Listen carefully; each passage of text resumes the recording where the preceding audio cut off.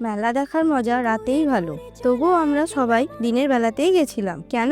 বলছি, দাঁড়াও, আগে রেডি হয়ে নি।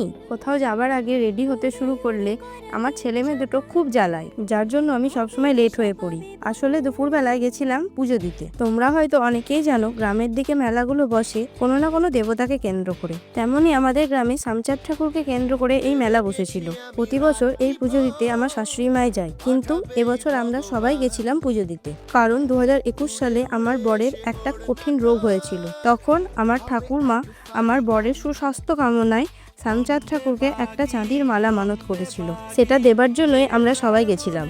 আমাদের ঠাকুমা তো আর রাত্রিবেলায় মেলা যাবে না, তাই তখনই একবার মেলাটা ঘুরিয়ে নিয়ে এলাম। এই মেলার মূল আকর্ষণ হলো এরকম বড় বড় মিষ্টি আর খই ভাজা। তাছাড়া একটা বড় গ্রামের মেলাতে যা যা থাকা দরকার তা সবকিছুই থাকে এই মেলাতে। মেলাতে কিছুক্ষণ ঘোরাঘুরি করে দু একটা সংসারের জিনিস কেনাকাটা করা হলে বাড়ি চলে আসি।